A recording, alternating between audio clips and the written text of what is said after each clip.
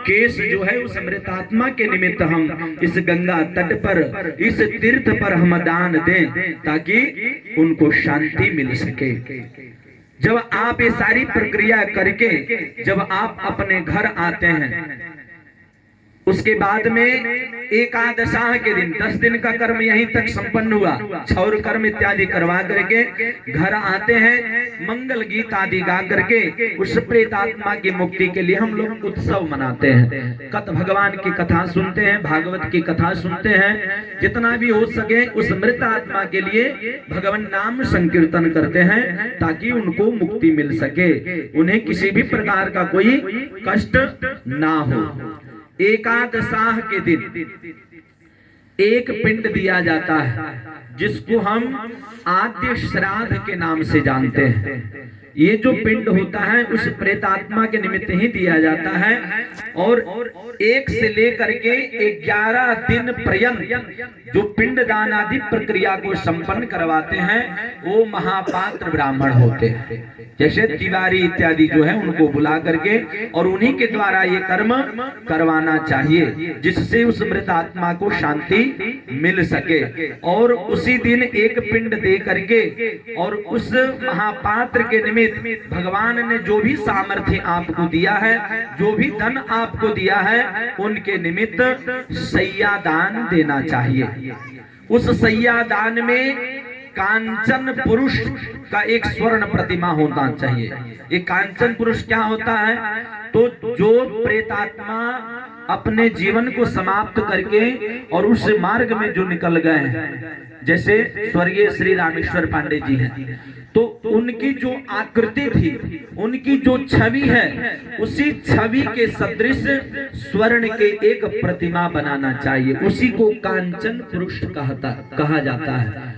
वही स्वर्ण प्रतिमा पर एकादशाह के दिन हम लोग खुले जगह पर, जहाँ पर खरिहान इत्यादि हम लोग लोकल परंपरा में कहते हैं, वहां जाकर या तो पीपल पेड़ के नीचे हो या बरगद पेड़ के नीचे हो या आम आदि पेड़ के नीचे इस कर्म को करने की विधा है। इस कर्म को करने से सैया दान में जो भी वस्तु आप उस प्रेतात्मा के लिए दे रहे हैं, ये सब उनको जब वो यात्रा में निकलेंगे, यम मार्ग में जब निकलेंगे, 99,000 योजन जो यात्रा है, जो 1 साल में वो पूर्ण करेंगे, उस यात्रा में अभी आपको सब सुनाएंगे कि किस प्रकार की यातनाएं होती हैं, किस प्रकार को उनको कष्ट यम के दूत देते हैं। उन कष्टों में आपके द्वारा दिया गया जो दान की सामग्री है, सैया पर जो आप जो भी दान में देंगे विषय वस्तु, वही उनको ऊपर में काम आएगा। द्वादशाह के दिन उत्तम खोडसी और मध्यम खोडसी की परंपरा है। ब्राह्मण कुल में अगर किसी प्रकार का इस प्रकार का जनना शौच मरना शौच अगर हुआ है तो मध्यम खोडसी करना चाहिए। मध्यम खोडसी देवताओं के निमित्त होता है, उसमें भी 16 पिंड पड़ता है। और उसके बाद में उत्तम खोडसी करना चाहिए, उसमें भी 16 पिंड होता है। उत्तम खोडसी क्यों करना चाहिए और मध्यम खोडसी क्यों करना चाहिए? मध्यम मतलब देखिए, मध्य मार्ग में 1 साल, अभी हमने बताया आपको कि वो मृतात्मा पूरे 1 साल में उस यम मार्ग को पूर्ण करेंगे। तो मध्य में वैतरणी नदी इत्यादि जो पड़ेगा, उस वैतरणी नदी में कई प्रकार के कष्ट उनको प्राप्त होता है। तो जब कष्ट प्राप्त होता है तो कष्ट को सहने के लिए हमारे शरीर में क्षमता होनी चाहिए ना। हम भूख प्यास से तड़प रहे हैं और उस समय अगर कोई एक बिस्किट भी हमें खिला दे तो थोड़ा शक्ति आ जाता है, ऊर्जा आ जाता है, फिर से मारो डंडा, कोई बात नहीं, सह लेंगे। पानी प्यास लगा, आप तड़प रहे हैं, जो आप पानी दोगे वही पानी उनको वहां प्राप्त होगा, जो आप पिंड दोगे वही पिंड उन्हें वहां प्राप्त होगा। तो मध्य मार्ग में जो भी उन्हें यातना मिलेगा, जो भी पीड़ा मिलेगा, वो मध्यम खोडसी के पिंड के द्वारा वो अपने शक्ति को अर्जित करते हैं। और उत्तम खोडसी 1 महीने से लेकर के पूरे 12 महीने का पिंड दिया जाता है उत्तम खोडसी में। ये 1 महीने का पिंड है, एक पिंड आपने दिया, फिर 15 दिन के देते हैं, फिर दूसरे महीने के लिए एक पिंड देते हैं। इस तरह करके पूरे 12 महीने के निमित्त हम 16 पिंड दे देते हैं। हमारे झारखंड में परंपरा है 14 पिंड का, जिसको 14 मासी पिंड कहते हैं। लेकिन शास्त्र की सही विधि क्या है, सही रीति क्या है, 16 पिंड देना चाहिए। ये 16 पिंड पूरे 12 महीने के लिए है। एक एक महीना, एक एक दिन जो यात्रा करेंगे, उनको जब भी आवश्यकता पड़ेगी वो पिंड वो ग्रहण करेंगे और अपने मार्ग को अग्रसर करेंगे। ये पिंड जब 12वें दिन आप उत्तम खोड़सी के 16 पिंड जब दे देंगे, उसके बाद में पितर मिलोनी पिंड हम लोग लोकल परंपरा में कहते हैं कि पितर मिलोनी पिंड दिया जाए। तो पितर मिलोनी में 4 पिंड दिया जाता है। एक प्रेतात्मा का पिंड होता है और जो 3 है, जैसे हमारे केदारनाथ पांडे जी के पिताजी का देहावसान हो गया, स्वर्गीय श्री रामेश्वर पांडे जी, उनके निमित्त एक पिंड होगा।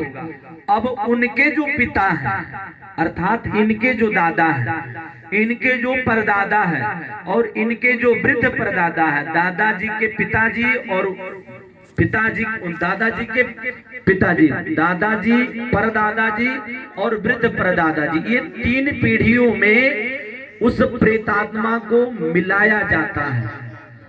और जब प्रेतात्मा को उस पितरगण में मिला देते हैं, दादा परदादा आदि के पिंडों में जब हम उनको मिला देते हैं, तो वहीं से प्रेत शब्द जो है वह छूट जाता है। अभी तक जो भी कर्म कर रहे थे उसमें संकल्प में जुड़ेगा प्रेतस्य प्रेतत्व निवृत्ति अर्थम, उस प्रेत के प्रेत तत्व को निवृत्ति के लिए फलाना पिंड इस पिंडस्ते नमः, ये पिंड हम दे रहे हैं। लेकिन उसके बाद में प्रेत सब हट जाएगा। जैसे पितर उत्तम खोड़सी का कर्म संपन्न हुआ, 16 पिंड आपने दिया, और उस 16 पिंड के बाद जैसे ही पितर मिलोनी का जो दादा परदादा आदि में जब हम पिंड मिला देते हैं, तो वो प्रेत नहीं रह जाते हैं, वहां प्रेतात्मा हमारे पूर्वजों में आकर के मिल जाते हैं, अर्थात वो पितर हो गए, वो देव तुल्य हो गए। इसलिए प्रेत शब्द वहां पर हट जाएगा और वहां पर उनका नाम जुड़ जाएगा। पितर पंक्ति प्रवेशार्थम एस पिंडस्ते नमः, ऐसा संकल्प में जोड़ेंगे। पितृ पंक्ति प्रवेशार्थम, पितर के पंक्ति में प्रवेश हेतु ये फलाना पिंड रामेश्वर पांडे जी को दिया जा रहा है।